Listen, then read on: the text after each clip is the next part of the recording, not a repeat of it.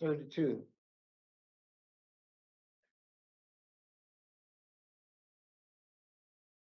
Right? Right. Okay. Riley Boudreaux, 298832. And you are a first-class offender, Yes, sir. ability date 3/26/2021, good time 30/2039, full term 3/24/2090. Your commutation of sentence is 99-year sentence, second-degree murder. Does that sound correct? Yes, sir. All right, would you answer Mr. Marabella's questions, please? Good morning, Mr. Boudreaux. My name is Tony Marabella. Can you hear me okay? Yes, sir. Mr. Boudreaux, how old are you, sir? Be 76 in September. And how long have you been in prison on these charges? Since 1991. I mean, since 1990. So 32 years? Yes, sir. And that would have put you around 44 years old, is that right? When I committed the crime? Yes, No, 42. 42, okay. Yes, sir. So tell me what was going on. Tell me who Riley Boudreaux was at 42 years old. Well, Were you working back then? Yes, I was working in a couple of white guys, our own company, pipe company, buying and selling off-field pipes. And I was a Okay. supervisor. And how long had you had that job? About 8 years or so, or longer. And what was your family situation like? Oh, my family situation was good till my wife fell with cancer. That's when everything fell apart. And Shortly, your wife died shortly before this of cancer, is that right? yes, as she caught breast cancer. They told her she was gonna have a year or so to live in it, but she didn't live that long. She lived, I think, 6 months, and then she passed. Now, prior to your wife getting cancer and your wife dying, had you had any problems? Were you drinking or were you drugs or anything like? No, no, sir. I didn't have no problem. After she passed, that's when I turned to alcohol because I know how to deal with the grief after she passed. But before everything was fine. Before And that, this is the only trouble you've ever been in, is that right? exactly. Yes, sir. So tell me about your drinking. Your wife, I'm sure it was a horrible time for you when your wife got cancer and when she passed. How did you react to that? You said you started drinking. Tell me how that happened. Well, when it first happened, it didn't hit me too hard, but afterwards, because I had 2 young kids. My kid was young back then, and I had just built me a house, and I was alone. I had to get up at 4 o'clock in the morning, go to work, and come back. And then my second one was a girl, and she would cry every night because my mother took her and was taking care of her because I had to go to work in the morning. And every weekend she would call, Dad, I want to come home. Dad, I want to come home. Excuse me. So when she'd call, I had to leave her there.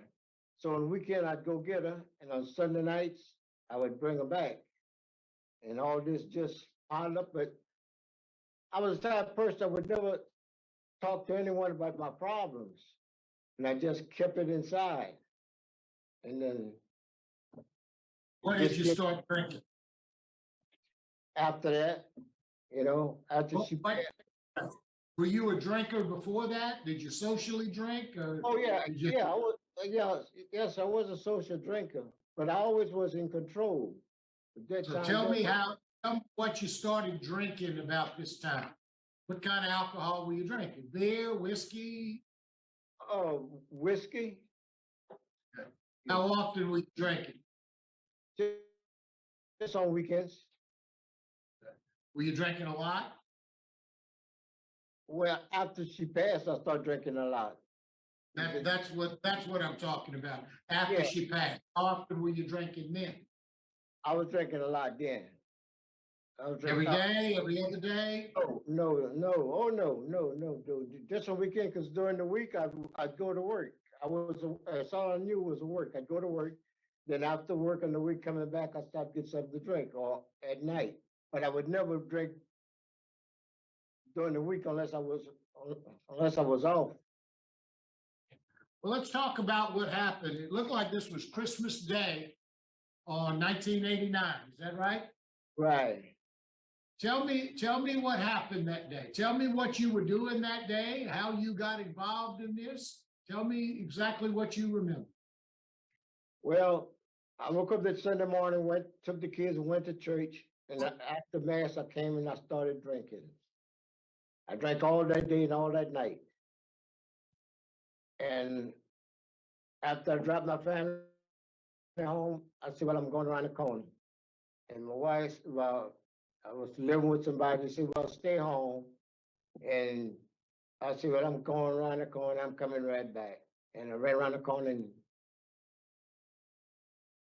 and that's when everything fell apart, you know. Tell me as best you recall what happened. What did you do? Well,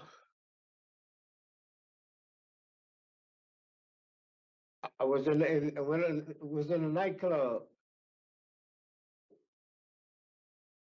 and then I saw Mr. Randall walked in, and he gave me the impression as if he wanted to do Mr. something. Joseph Randall before that night?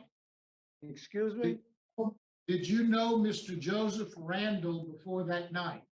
Oh, yes, I've been knowing Mr. Randall since in the 70s. Okay, so tell me what happened. Repeat that again? The thing went on. Okay, tell me what all happened. Go ahead. I'm sorry, I interrupted. Go ahead. Okay, so after he walked in, I was sitting down, me and a security guard that I know was sitting down drinking, and I went to the bathroom, and I got into a little confrontation in the bathroom. And then after that, we kept on drinking. Then when he left, and I followed him, and then I shot him. I wanted to scare him, but evidently I was drinking too much, and the gun went off. And when I realized what happened, Get the shotgun from. oh, he was in the trunk of my car. So you had the shotgun I had it in already? there, was gone.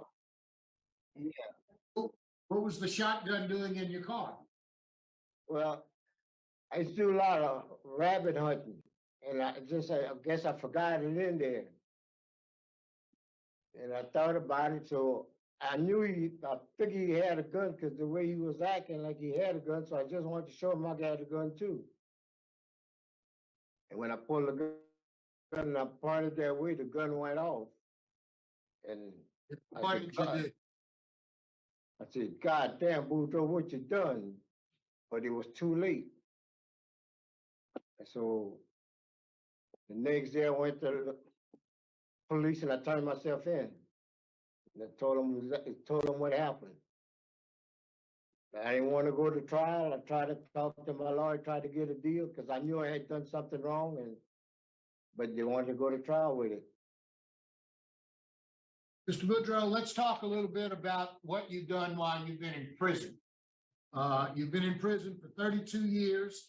You've taken a lot of programs. You've taken Thinking for a Change, Living in Balance, Anger Management, Cage Your Rage. Tell me what programs have helped you the most. Well, the first one that helped me the most was anger management because when I got here, I was angry. I was mad. I ain't gonna lie to nobody. And I wasn't a person to talk. And like I'm talking to you now to let you know my problem. But after I got in class, got to talking, and I seen where I had an anger problem. They told me you gotta stop, think about what's going on, let whoever talk and let them talk. Somebody have to have a cool head. be calm at it. It takes two persons to fight. So if I'd stop, think, if I'd stop and think for 1 second, I wouldn't have been here. And then I think the first class I took was AA, because when I was in the dorm, when I first got here, I was just sitting around. So the dude said, "We got some classes going on. You want to go?" I said, "Doing what?" He said, AA, alcoholic. I said, "Well, I ain't no alcoholic, because to me, alcoholic was somebody would drink every day." I said, "Man, I ain't no alcoholic. I don't drink every day. I'm not a person that be on the corner drinking. I work every day. I'm a working person. I'll work 24/7 if I have to." So I got into the AA. So after a while, we went through the steps, some of the steps, and we got talking, and I started opening up, and they say, "Well, come to realize that I am an alcoholic." So that's really helped me, and I had to admit, it's the hardest part, the first part, where you say, I admit that alcohol took over my life. And see, I admit that, uh, but anyhow, admit, That you're powerless, uh, that you're powerless and you need a I higher admit power. that I'm powerless over alcohol. I admit that I'm powerless over alcohol that took over my life, you know? And then,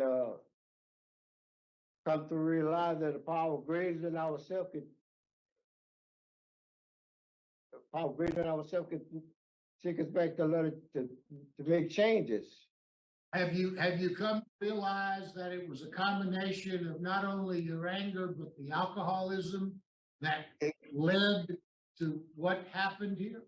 Exactly. It was the alcohol and the anger that led me Now, to this point. let me ask you this. Assuming you get a positive vote today and you're able to get out, how are you going to be able to stay away from alcohol? Well, as soon as I get out, my first priority is to see me a medical doctor, give me a nice, good physical, that I'm gonna find me someplace where I could go and get some more treatment with AA, close to where in the neighborhood or somewhere close where I could go to and get me a sponsor where we could communicate. And I want to go through the 12 steps all over again and stay in it from now until, because it's just like I used to smoke, I quit. But once you're a smoker, you're always a smoker. So once you're alcoholic, you're always an alcoholic. And after this, what I committed, I can't, I'm ashamed of myself, what I did. You know, this is not me. It's something that just happened under the circumstances. And I'm sorry. I'm really Ms. sorry. Boudreaux, you can take a few seconds. You mentioned when you get out, you want to take a physical. Let's talk a little bit about your health. You got some kidney issues, is that right? Yes, sir. And what do you need to do for your kidneys, or do you know? Well, what I could do for myself is keep off of the salt and stuff like that, and watch the food I eat. But the doctor told me that I'm a stage 4 kidney disease. So the rest is, I don't know I might be able to get some better medication or whatever. But I could do as much as I can. But the food I eat out, because you say from the high blood pressure, and I was borderline diabetic, that's what was causing it. Because I was working at Camp J during the pandemic. And I was working over there, and all of a sudden I got sick. I took a blood work a few days before I started working. After I started working at Camp J, took blood work. So one Saturday morning, they woke me up and said, "You gotta go to Baton Rouge to the hospital." I said, "What's wrong?" I said, "I'm feeling good." But they said, "You gotta go anyway." So they brought me to the treatment center. So I went to Baton Rouge, and I had a bowel bad bowel movement. So I thought it was that. So he said, no, you got kidney problems. So I said, you know, you got kidney problems. I said, no. But That's how I you said, I found got out. bad bowel movement. That's how, that's how I found out, right? Yeah. Even after you got kidney problems and COVID hit, from reading, your report, you continued to work with, still do community service, is that right? Yes, sir. What were you doing back during COVID? Well, at work at Camp J, serving food for the inmate that was had the COVID. We served them 3 meals a day. The hardest part was, I guess, in the morning breakfast, because you had to put salt, pepper, butter, and syrup and all that. And if you don't put you had to count every pack and all that to put on the same amount on these triggers. If you didn't, they would complain and all that. We had over 200 something people we had to feed every day, and there was 3 times a day. And then once you get through, you had to set up again for the next morning and clean up and all that, you know. Mr. Boudreaux, I understand you've been a trustee for almost or right at 18 years, is that right? 18 or 20 something, I think, something like that. It's Over 20. 18. You are a low risk. You have 5 children? 3. I mean, two. But Two the children. father, Hey, how old are your children? 46 and 39. I have my Have a son, relationship with children? One of them is here with you today? one right here with me today, and the other was on Zoom. Okay. Warden, what can you tell us about Mr. Boudreaux? Mr. Boudreaux has been a minimum a trustee since 2001. He only had 5 DB reports in his 32 years of serving here. He also a painter. He washed cars at one point. His tiger is low, and he has been a great. I wouldn't say great because he committed a crime, but he has been one of the most outstanding offenders that we had here with no trouble at all. Great. Thank you very much, Warden. Mr. Boudreaux, I understand you're going to the Louisiana Parole Project. Yes, sir. When you finish the Parole Project, where do you intend to live? Where you want to live? In Youngsville. Okay, and who are you going It's to live in? Sir? Your sister? Oh, my son. Son, okay. Your computer was cutting out a little bit. I couldn't hear you, but I got it. Thank you very much, Mr. Boudreaux. That's all I have. All right, Mr. Myers, take a brief statement. Yes, good morning again. Kerry Myers with Louisiana Parole Project. I think Mr. Boudreaux's interview was as clear as it could possibly be. You see his stability, you see his work ethic, you see his willingness to volunteer even when he was sick. We're here to offer him the full complement of our program and support. And we know that when he is completed with our program, we will connect him to all the services that he needs. When he is completed with our program, he'll have the excellent support with his son. So we just asked this board to grant his parole today. All right, thank you. We're here for Ms. Corinne Stashik. Stoshek. Yes. Go ahead. Oh, I'm here to speak for my brother, Raleigh. Like he said, when this occurred, what he didn't say was his wife was dying and everything, and he had the full support of his family. When he went out there that night, the man told him, go take care of your wife, or some remark like that. And that's what instigated the episode. But prior to that, my brother never, ever was in trouble. He's one of 8 children, a family of 10, and we were raised on a farm, excellent work ethics, 6 sisters and 2 brothers. He was never, ever in trouble, never. So this was prompted by the alcohol, the anger, his wife dying, the stress of the wife, the post-stress, and the fact of the two young children. And I can tell you, we were raised with a family in the 50s. You don't ask questions, you don't talk. You keep your mouth shut and you do what we're told. And because we were raised that way, we were not expressive in our pain and sorrow. We had emotional problems. There was no such thing as emotional problem. You just better keep your mouth shut and do your work.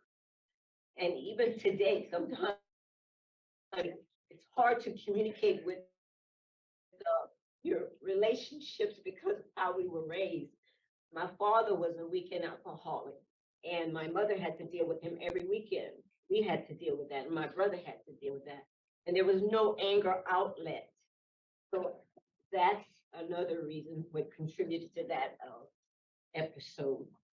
But as you can see, his work ethic is from his upbringing. And as you know, he was never in any trouble. Never. None of the siblings. We're not like that. The Boudreaux family is a very work ethic, and his kidney problems. For my mom's 100th birthday, I visited with him, and I could smell, I'm a nurse, I could smell he had renal failure. And I told him, go back and ask your doctor, tell him, check your medicine, send me all your medication. He did, and I advised him, please ask them to take you off of this medicine. And then he stayed on that medication for 4 more years. And then when his kidneys failed and he was texting and he was all mentally disoriented and confused from the kidneys and the old medication, when he went to Baton Rouge, that's when they changed his medication 4 years later. By then he was in stage 4. Okay. So Yes, ma'am. I have a doctor to hook him up with when he gets home to take care of his kidneys if he's out. All right. Yes, ma'am. Thank you so much. Thank you for your comment. All right, Trey Boudreaux. Hi, yeah, this is Troy Boudreaux. Riley Boudreaux is my dad. I could say so much about this man. I mean, I was young. I was like a young teenager when the incident took place. But prior to that, all I know is that he provided a safe, loving home for me and my sister. We live a pretty normal life, with no abuse of any sort that I ever could have witnessed. He was about working, like he said, providing for his family, and just trying to be the best man and example he could be for me. And I'm gonna say, as far as that goes, even though it was short-lived, as a teenager, I still had, even though the lessons and the teachings, of course, yeah, never get enough of that from a parent, and I looked at him as a superhero, so that stuck with me. Losing 2 parents at a young age back to back made life kind of challenging, but just remembering those years is what carve out the man you see today. And this whole while of his incarceration, I've been coming to Angola since I was a teenager, 14, 15 years old. Yes, sir. And as you can see, I'm here today. I'm a pretty straightforward man. If I ain't thought he was worthy, father or not, I wouldn't be here today. So everyone gonna fight for their loved ones, and I'm gonna fight for mine. I mean, I know he had a life sentence. I know it could have been a realization that this could be the end, but I never gave up on him and never will. All right, yes, sir. Thank you. Thank you for your comments. Thank you, sir. All right, we're here for Miss Mary Randall now. If she can stay there, she can stay there. Yes. Yes, I'm so serious. I didn't thought I was coming here today again here. Black. Both of that. And it's time to stop. That. What he did stated. He wanted to kill my husband. The man ran 2 clubs most of his life. Not just working at Aztec Pipe Company. This man offered to buy my divorce several times. And I refused to let him do it because my husband and I would be single out marriage and we would start all over again. The night he's talking about, my husband was on the dance floor when he walked in the club. The decisions he made, leaving 2 little children and a wife that he had just married on a Christmas night, to follow our car and shoot my husband in the face with a shotgun, where his head had to be sawed off. Yeah, his family could talk good now, but I know Raleigh. I went out with Raleigh. The truth, why he killed my husband. Because I went back home to my husband. And the drinking, yes, he ran 2 clubs. He drank every day. That wasn't new. And I didn't saw Riley pull out a knife on a man because he was urinating outside the club. I didn't saw Riley do this and do that too. I mean, come on, nobody's perfect. All the lies that need to stop. Maybe people can grow from it. I mean, they got their family going, yeah, but my husband been going 32 years. Mountains are killing every day now. Nobody want to go to church, nobody want to go to school, nobody want to be in their home, nobody want to be in their car. I mean, what? I don't know, why is he not telling the truth at this point now? It's sad. He's not the only one who got sickness and illness. How can you put somebody back on the street like that and still not telling the truth? All right. Yes, ma'am. Thank you. Thank you for your comment. I'm so sorry on this. It's okay. Thank you for being here. Thank you for your comment. Thank y'all for listening. But this is ridiculous. All right, we're here from Mr. Boudreaux now. If you'd like to make a brief statement, Mr. Boudreaux. Yes, like I said, I'm really contrite for what happened. Like I said, it wasn't intended. It wouldn't have been for my wife passing. What he said to me, then none of this would have happened. And then if I wouldn't have been drinking, I'm sorry. Taking Mr. Randall's life. I pray for Mr. Randall and his family every night. That's all. Thank you. All right, thank you. Now we're here for Ms. Hogan to wrap it up. Thank you, Mr. Kelsey. Mr. Boudreaux has served 32 years. As the warden stated, he's had 5 disciplinary write-ups in those in the time he's served. All of those write-ups were for low-level offenses. He's never spent a single night in lockdown for anything. And I think that a review of his record both before and during his incarceration demonstrates that the crime he committed is very, very literally the worst thing that he's ever done in his life. And it's not indicative of who he is or who he was. Even at the time, it was circumstantial. It is unlikely to reoccur. He has a low risk of recidivism, and he's taken multiple classes, including AA and other things that have helped him deal with his alcoholism and his grief. Personally, Mr. Boudreaux, every time that I ever brought a group of students in to meet with parole clinics, clients, Mr. Boudreaux was there giving waters to the students. He's always, he works at the front gate in the A building, and he always takes it upon himself to help out in any way possible, even though he has a light duty status. He doesn't just use the excuse to kick back and not work. He's very diligent working. He used to make the cracklings that people would munch on during the long days of parole hearings. Mr. Boudreaux has tremendous family support, and he's clearly grown and addressed the problems that brought him to prison. And for all these reasons, we would ask that Mr. Boudreaux be granted parole with any conditions that are deemed appropriate. Thank you.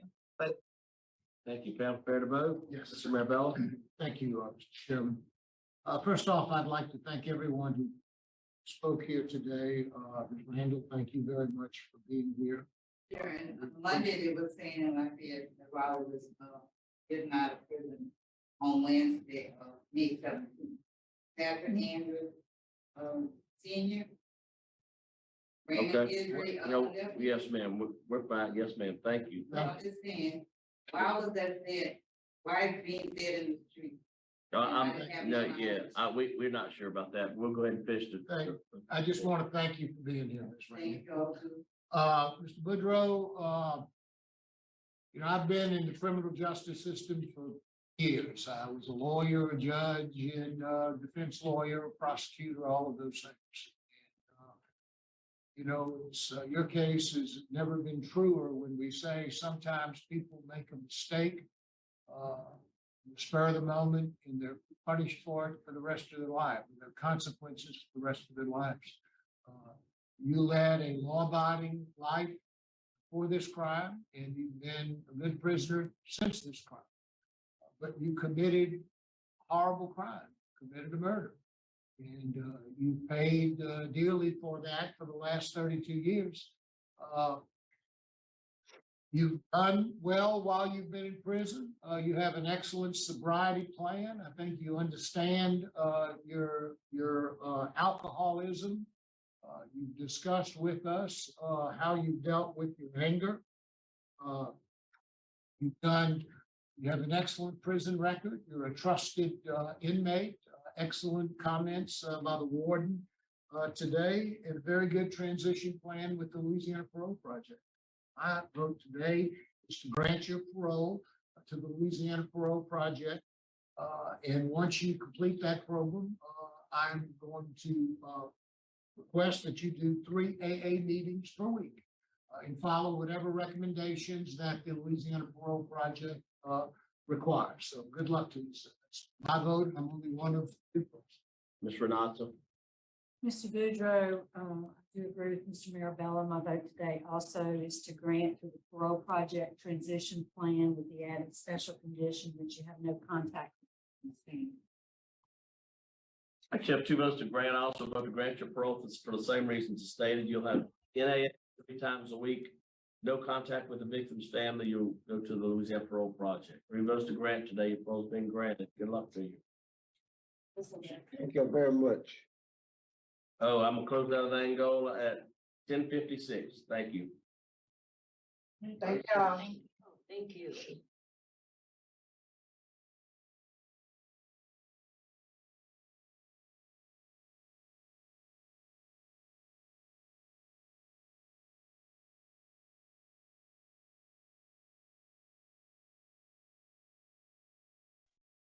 Please introduce yourself, state your name and DOC number for the record. You're on mute. Good. Okay, go ahead. John McGinnis, 3494 30. Hey, John, my name is Brendan Kelsey. Along with me is Michelle Renata. Mr. Tony Marabella will be your staff, your panel. We're here for parole panel. We'll ask you questions. You can respond at the end. You can make a statement and take a vote. You understand the process? Yes, sir. We have Alton McGinnis, Angel McGinnis, Alola Williams, Gary Caulfield, Brother Al Mims Jr. They'll speak. A few of those will speak at the appropriate time.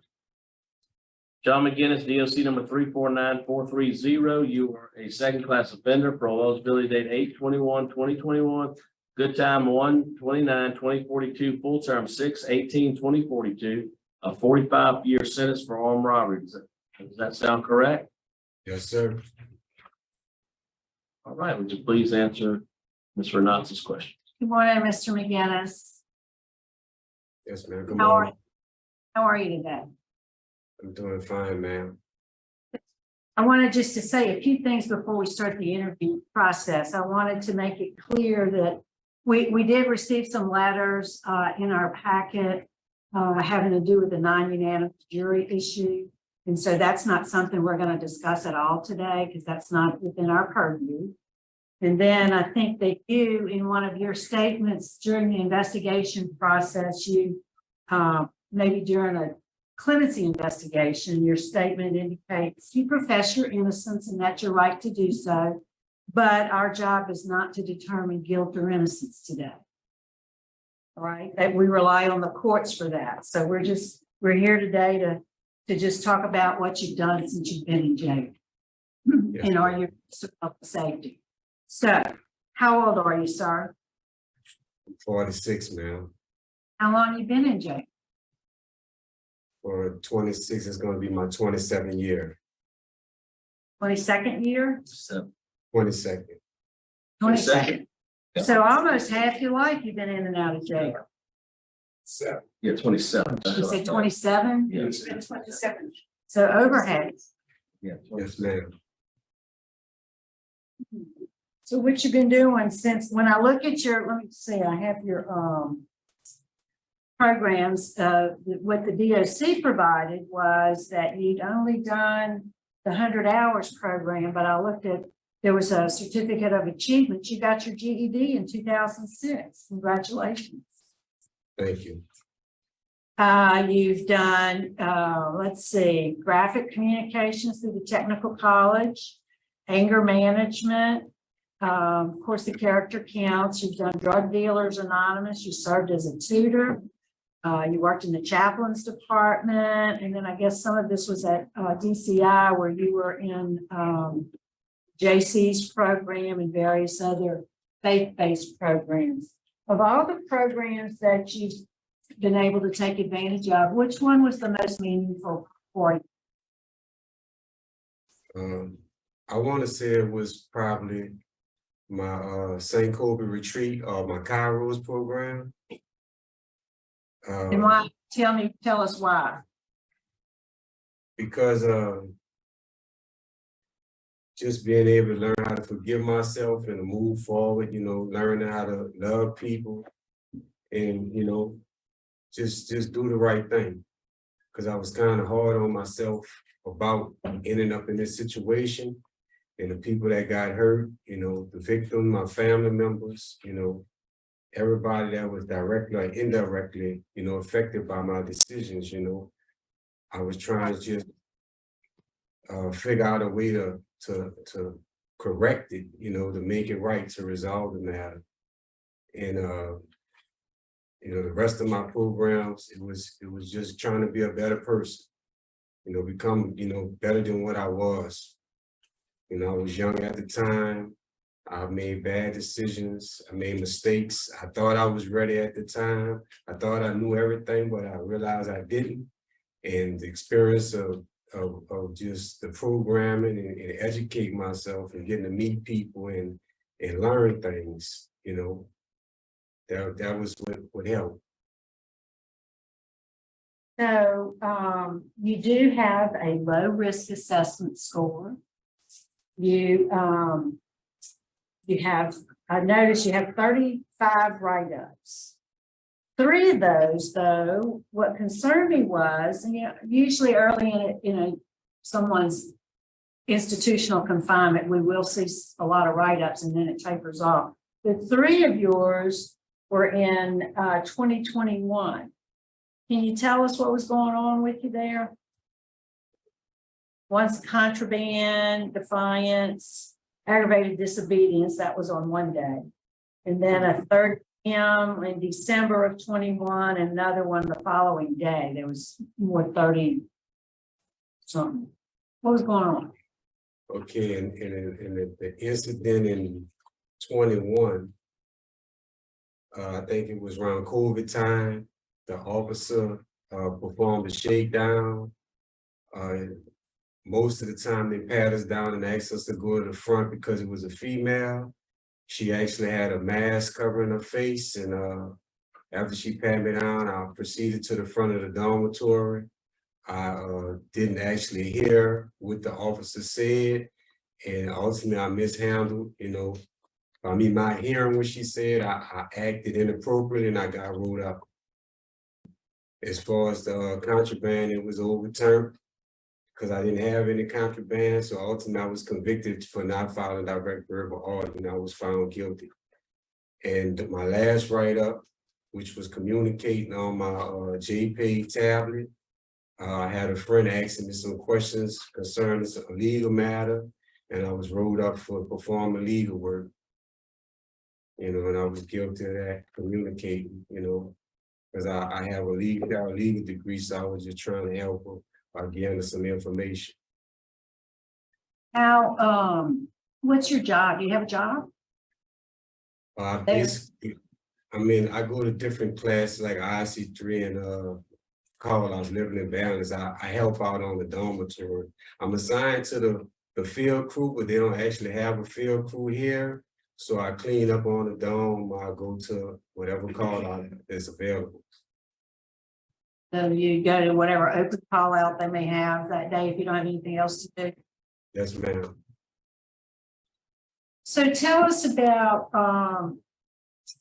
do you have a history of substance abuse No, ma'am. before you came to jail? No. No, I really, the only thing I took was medication because I had been shot. And that's as far as it go. I don't drink, I don't use drugs. Well, didn't you just mention you go to Living in Balance sometimes? I go to the call outs, even if I don't need it, I still try to get whatever I can get from them. Because in the world today, a lot of people on drugs and people try stuff, but everything's educational. So I try to obtain everything I could get to be a better person. Some people don't take the call outs because they feel they don't need it. I take everything that's available.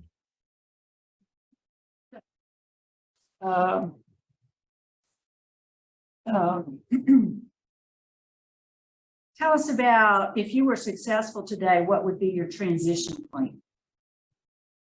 My plan is to go and work with my mother, and I have a few other friends got businesses. Initially, that's what I'm going to do, and I want to start my own organization.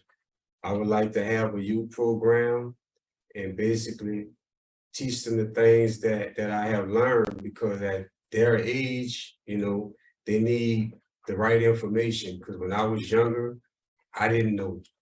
And there's a lot of things that I didn't know that caused me to make the wrong choices. So I feel that if I would have known, I would avoid coming to prison. I see the news, I see what's going on, and I believe that if I was out, I could help somebody else and I could change a life. So my plan is to, start my own organization outside of working. Is Elegant Designs, is that with your mother? Yes, that's with my mother. I'm going to initially work with her. And what is Elegant Designs? She basically do event planning, catering, whatever event comes up, she basically makes a layout plan, design whatever it is that they ask, and do the setup. And basically I'll be working with her. Okay. We have several letters of support.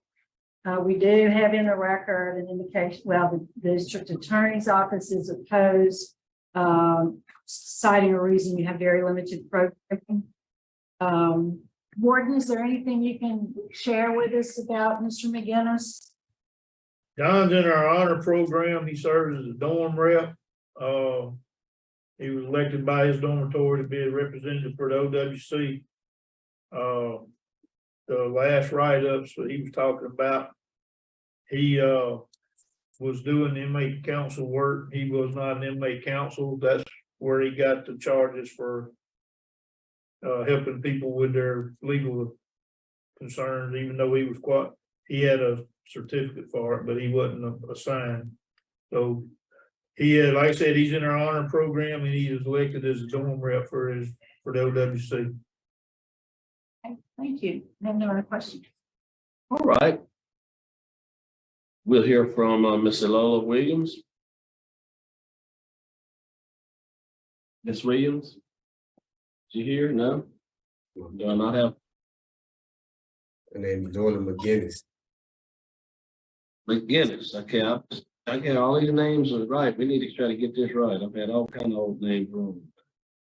Want a separate? Lola McGinnis? Okay, sorry about that, Miss McGinnis. That's better than F. That's right. Miss McGinnis. James. Doesn't Hey. matter. You talking about me, Elton McGinnis? No? Elton, I want to let the other guys talk, okay? Wait, what's your name, ma'am? No one McGinnis? That's Lola McGinnis. That's Yeah. what, yeah. I have. Okay, it is a lot. I'm just overwhelmed. I want to say that I knew what I wanted to say. We need you to speak loudly too, so he can hear you as well. if Speak you can. loudly. You make a brief statement. Go ahead. I speak for my family. Unfortunately, my husband is too ill to participate. I know my son to be a good person, and he was a helper. I'm not taking away from the seriousness of the crime, but my son has served 26 years. And I feel like he's ready to come home. He's made efforts to improve himself. He's taken all legal requirements.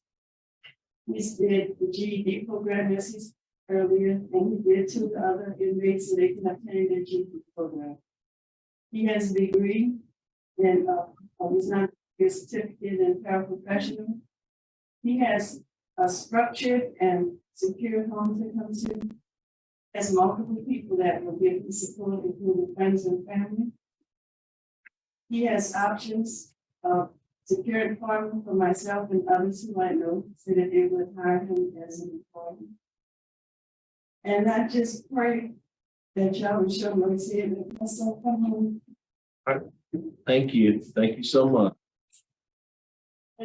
Hear from Brother Al Mims.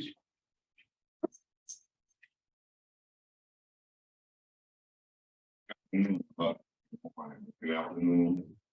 I'm here on behalf of my former board members, board, Jim Wise, and I'm here because we need help. This young man has served time, and he has done it with dedication and commitment. If anybody ever I've seen hundreds that when I was on the board.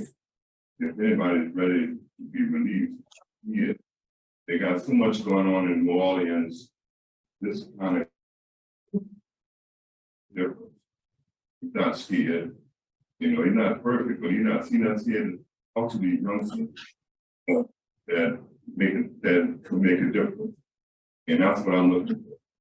And I came here because the credibility that I have on my law sheriff and parole board member, I wanted to let them know that I believe in him. I trust him. I'm gonna ask him to help me with something. And the kids understand what he's doing. When he talk, they're gonna listen. He's talking to me. And I'm talking about proactive. Yeah. I don't bear too many kids. I go to funeral every other week. I just want you to know that I'm here. I took time. I have a busy schedule. I took time out of my schedule to come here because I would beg for this young man. He needs so much things, but he's part of the solution, a big part. And that's what I want you to remember that. When you're the big part. All right. Thank you. Thank you for being here. All right, Gary. Good evening. My name is Gary Caulfield, Caulfield Construction. we're a third generation construction company. We specialize in all aspects of construction. Actually, I started construction when I was 12 years old. So John is a friend of mine. I've been knowing John 10 years at the most. And John have a great influence. I have concrete finishers, I have bricklayers, I have sheetrock people, but John was actually away from his mother. Her business could be a little bit, slower than mine. So hitting the pavement, I would use John in administration. John is a type of person, no nonsense. I would hire John immediately when he get out. But John, 26 years ago, I'm not sure that I would hire that guy. But this guy, I would hire him immediately. And in my closing, oftentimes I would wait on John to call. Because I'm having issues with people inside the business. I don't even have personal issues. This guy give me counsel, and I'd be like, how did you know that? And he kind of get, man, I read. That's all I do is read. I don't mess around with foolishness in here. So I'm really impressed with this guy that the wisdom and knowledge he have, it did not come from books. I'm believing that it comes from God and his calling, his true calling, what God has actually called him to do. I really believe that he's in that season and he can be productive beyond, what we can imagine. And he's making a mistake if he gave it a chance. Right, Thank y'all for letting me speak. Thank you so much. Okay, we'll hear from Randy Meyer. Is Randy Meyer on the phone? Yes, sir. Randy Meyer, Assistant DA, Jefferson Parish. We're opposed to Mr. McGinnis's request. He was denied clemency in 2018. I think he clearly understood the importance of remaining discipline-free with no disciplinary reports. And in 2021, he gets 3 disciplinary reports. One was for contraband. That concerns me. I think that shows he's not ready to be released at this point. And also, I think since that time in 2018, he's basically had 3, true programs for rehabilitative purposes. One was pre-release 21 and did 12 steps in 2020. So we think he needs more programming and we think he needs to go a longer distance, a longer period of time without having disciplinary reports. Those reasons we're opposed. All right, thank you. All right, John, would you like to make a statement on your behalf? Go ahead.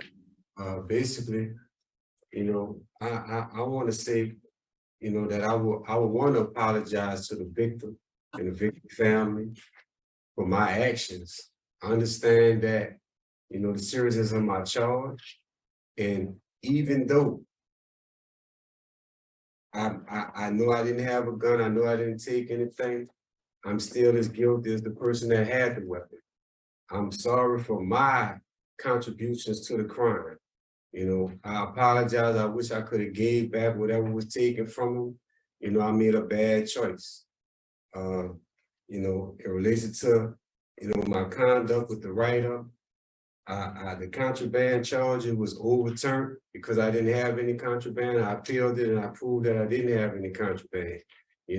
I had disciplinary issues, and when I was guilty, I regrouped and I tried to correct it. Once understanding what I was doing wrong, I made mistakes, but I never intentionally intend on doing anything wrong, and I'm not a violent person. I didn't intend on robbing the victim. I didn't intend on hurting anyone. I'm guilty of socializing with the wrong people, and basically, just a bad choice. All right, thank you. All right, thank you for your comments. Now fair to vote? Yes. Ms. Renaud? Mr. McGinnis, I am disappointed in the write-ups. The warden did shed some light on the write-ups in 2021. I'm willing to give you a chance today. My vote today would be to grant based on your low risk, the remarks by the warden, your low risk score, and really the length of incarceration. You've done some good community service work within the prison.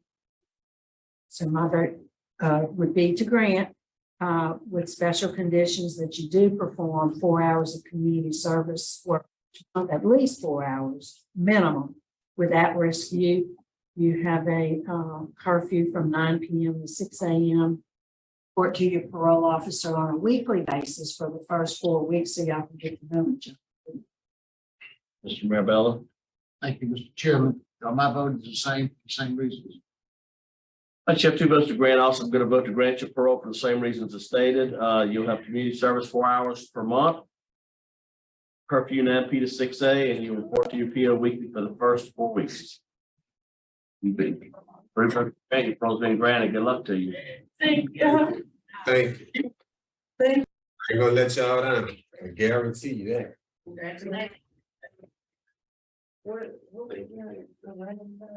The record.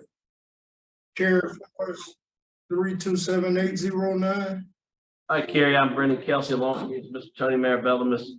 Cheryl Renata will be your parole panel. We'll ask you some questions. You can respond. At the end, you can make a statement. We'll take a vote. You understand the process? Yes, sir. All right. Kerry Forrest, DOC number 3278009. 4th class offender, parole eligibility date 8/13/2022, good time 8/31/2040, full term 5/13/2041, 25-year sentence. Resisting an officer, force or violence, possession intent to distribute cocaine, hydrocodone, possession of firearm by convicted felon, possession of heroin, possession of cocaine, distribution of Oxycontin, possession of intent to distribute marijuana, methamphetamine, hydrocodone, buprenorphine, clonazepam, possession of firearm convicted felon and carrying a legal weapon, of a firearm with possession of CDS, distribution of heroin, cocaine, oxycodone. Does that sound correct? Yes, sir. All right, would you answer Mr. Renato, please? All right, good afternoon, Mr. Kelly. How long have you been in jail, sir? A little over 7 years. So you've done about 7 years of your 25-year sentence. And how long have you been there at RCC? Since March of 22. A little over a year? Yes, ma'am. Okay. And I ask you that because I see that, in 7 years, you've had 7 write-ups. And you've lost 105 days of good time. You've gotten, I guess, I'm not sure. Yeah, it was this period of incarceration, I believe you've maxed out on your good time credits. But I see in March of 22, you lost 30 of those days of good time. And I think that's when you got to that facility. What was the contraband? Dirty urine for marijuana. And then a couple of days later, you also got, it says a number 2, but then there was a number 24, which is unauthorized area. I'm not sure about the number 2. What was going on then? A friend of mine had handed me 2 cans of dip under the fence because I had just got here and I hadn't got a chance to go to the store. So that was unauthorized area or what? What was that? Unauthorized area is too close to the fence. They got a 10-foot perimeter, and then passing items through the fence was the rule too. Okay. Because the one the little cheat sheet I have for rule number 2 says rescinded, so I didn't really understand what number 2 was. It's an unauthorized item kind of thing. Okay, all right, thank you. And I do see it was a minor, penalty. Yeah. And then in September of 2020, you lost 75 days of good time. It was 2 separate, one on September 4th, you lost 15 days. And on September 5th, you lost 60 days. What was those infractions? That was really a mistaken identity. The lady, they got 3 carriers in the dorm with us.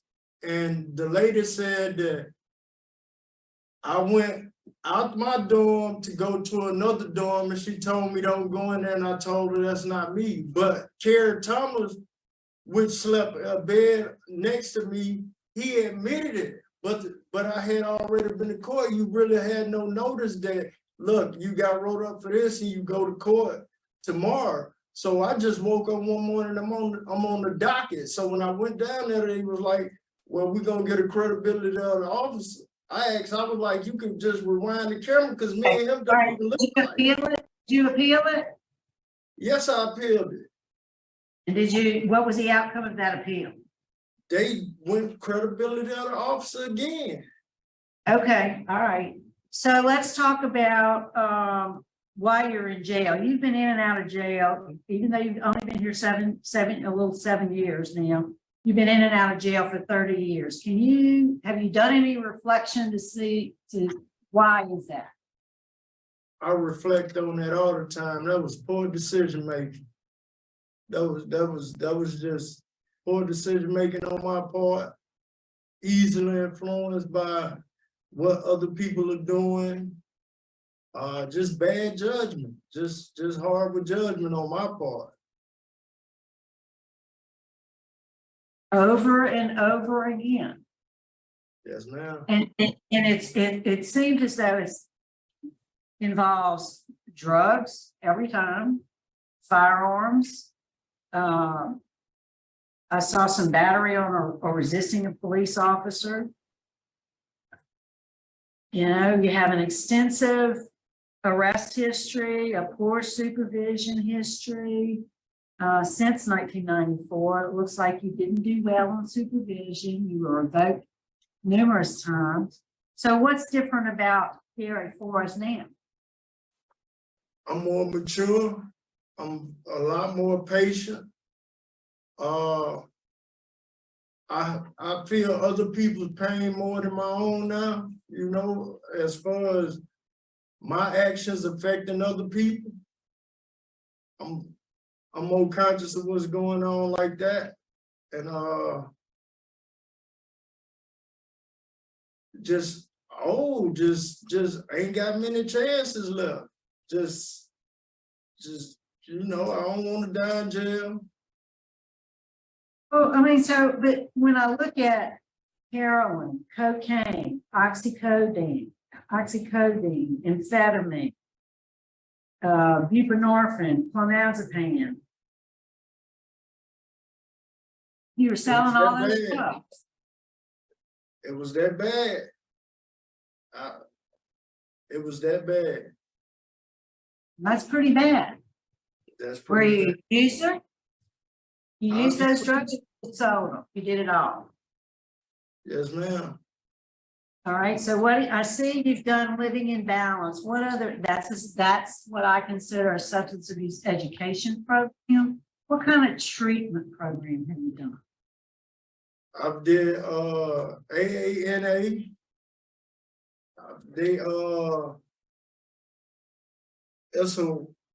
I think that is living in balance with the 1 and 2 part.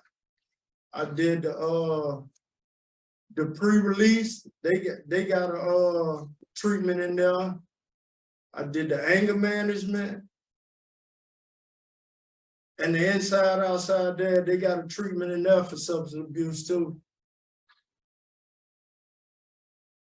So have you ever given any consideration? I don't see any victim awareness. I mean, I know that's a component of the 100 hours, but there's a standalone victim awareness program. I don't see that you had that. What do you think the impact was on those people that you sold all those drugs to? How do you think that affected them and their families and the community?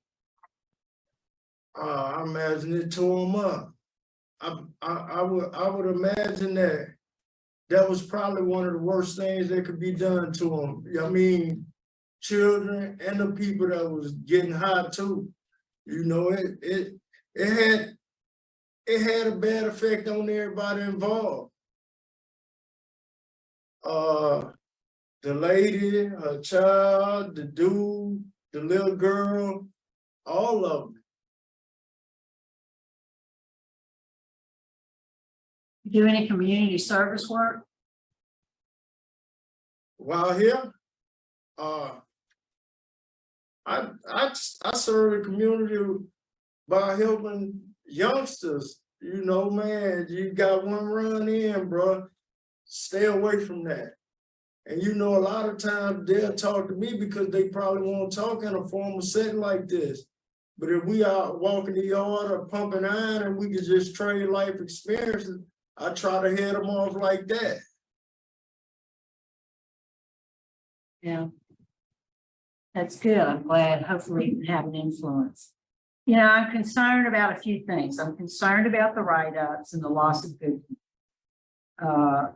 I'm concerned that I think in the record, I see your transition plan is to go back to Bogalusa in the same area where all this was happening and going on. I'm concerned about that. I'm not sure how successful you could be going back to that same place. You know, yet you do have good programs, as I said, you've maxed out on, but you know, the write-up is concerning. So let me just ask the warden, is there anything you can add to the conversation? Well, Kerry's backlog for our VOTEC, he's working in that direction to try to get, some more stuff on his list. His time doesn't allow him to be a trustee, or he would probably be a trustee, but the amount of time he's got on the books doesn't allow that. Okay. All right, thank you. Hey, Kerry, would you like to make a statement on your behalf? Yes, sir. I'd like to say, first of all, my record looks bad.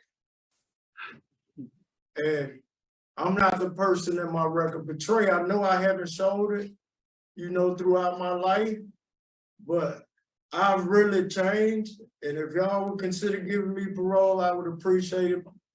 And thank y'all for y'all time. All right, thank you. Is panel prepared to vote? Yes. Ms. Renata?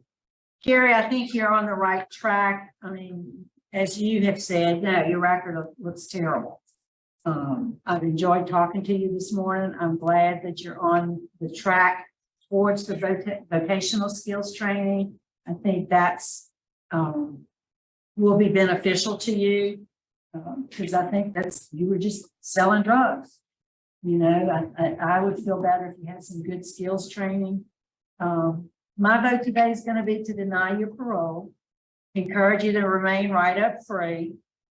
Do take advantage of the vocational skills training and write back when you're eligible for another hearing. Good luck to you, sir. Thank All right. Mr. Marabella? Thank you, Mr. Chairman. I think you need a little more work. I think you're moving in the right direction, as Ms. Renata says. My vote likewise is to deny, but to encourage you to keep working and to stay right up. All right, I vote to deny for the same reasons as stated. 3 votes to deny. Today your parole's been denied. Good luck to you.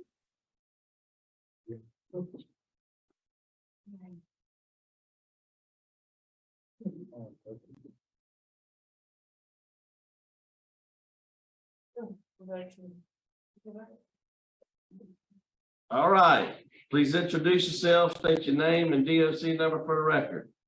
My name is Mr. Orlando Lundie, 327-040. Orlando, my name is Brennan Kelsey, along with me is Michelle Renata and Mr. Tony Marabella will be your panel. Ask you some questions, you can respond. At the end, you can make a statement, we'll take a vote. You understand the process? You understand the process? Yes, sir. Yes, sir. All right, Jacqueline Lundie, who will speak at the appropriate time. Leon Lundie's here, and Lakeisha Brister. They'll make a statement. All right, Orlando Lundie, DOC number 327040. You are a 4th class offender. Parole eligibility date 10/22/2022. Good time date 1/27/2033. Full term date 1/22/2034. 15-year sentence. Possession with intent to distribute cocaine and marijuana. Does that sound right? Yes, sir. How long you been down, Butter? I've been down at this institution 3.5 years. I did 9 months in the parish. A little bit over 3.5 years here. What you doing over there? What's your plans? My plans are here. What's your plans if you can be released? Oh, I'm going to work back at, when I bonded out on this charge, I was working at, the International Paper Mill in Bogalusa. I'm going for S&K Thomas, and I'm going back to work for them. I'm going back to work there. Okay. Yes, sir. I already been in contact with them and everything. Well, yeah, it looks like yeah, okay, so you got a plan, huh? You got a plan to go. Well, good. That's, Yes, you've had any problems? Have you had any write-ups lately? No, sir, I don't even have a disciplinary file, sir. Yep, you, of course, it looks like you were, back in 2022, you came up before and had 2 grants and 1 deny, right? Yes, sir. All right, good. Yeah, I ran into Warden Day here today. He spoke about you a little bit. Yes, sir. Do y'all staying busy? What you think, Warden? What's he doing around there? Well, he's one of our canine orderlies, and part of their job is taking care of the kennels and everything else, but we really picky on trustees that go there because we let them loose in the woods around here and use them to track dog with. And you gotta reach a pretty high level to reach that. And that's where he's working at this time. Okay, good. I used to play a little football back in the day, huh, buddy? You and Roger McGee? Yes, sir. Oh, that's been many years ago, hadn't it? Yes, sir. Okay, you hadn't got no bad knees, elbows, or shoulders from all them times? I got my meniscus disc tore up in my left shoulder a little bit. That's about it. I got you. Okay. All right, we'll hear from Jacqueline Lundie now.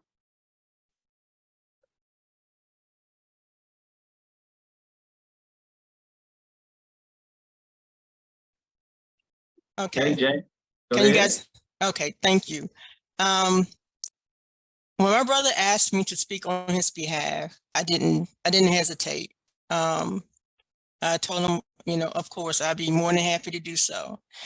But if I had to speak on behalf of an Orlando, or you call him Butter, at the age of 20, say 25, I would have declined. But the Orlando, or the Butter that you see before you today, has a whole different mindset.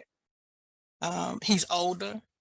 I just in talking to him while he's been incarcerated, I do think he's wiser, and he has other factors in play as well. You know, he's a grandfather. He talks about his grandkids all the time.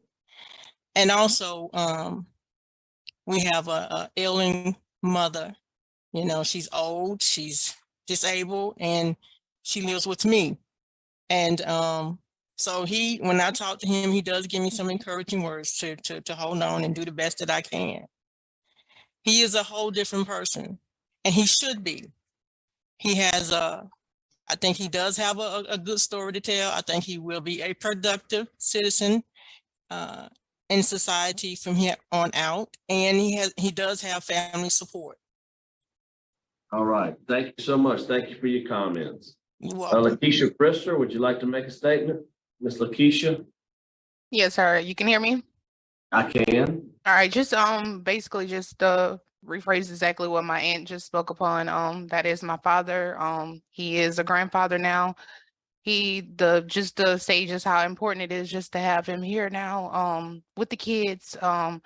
You spoke on, with him being in football. My kids they're getting older now. I have a 9th grader and he's going to 6th grade now. So nothing, you never hear anything negative about my dad in school or anything around the kids. Like they just need him here. So I just wanted to be the one. I didn't speak last time, but I didn't want to miss the opportunity to this time to express how important it is just to have my dad here. And that's about it. That's all I have to say. Thank you guys for your time.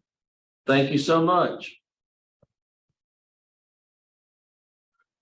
All right, Orlando, you wanna make a statement for yourself? Yes, I just want to tell I've had the opportunity since the last time I came up in front of y'all to continue my rehabilitation. And I want to still say I'm sorry for what I put my family through and all that there. And I promise you, I never have to go through this no more. I feel like I want to continue to rehabilitate myself. I did that and I became a mentor since I've been here. And I want the opportunity to help other kids. And I just want to tell my family I'm sorry. And I want to thank them for all the things that they've been behind me and the support that they have given me since I've been here. All right, Butter. Well, look, I'm gonna give you a shot, my man. I'm gonna vote for you. Look, you got an opportunity here. I'm gonna vote to grant you parole. Yeah, I mean, you need to try to stay right. We don't want to see you back in here. You don't need to come back in here. You got people out there that love you and support you. So you need to get out, and now's your time to do right. But my vote is to grant you parole for the programs you've done, work you've done. Like I said, talk to Warden Bickham, talk to Warden Day.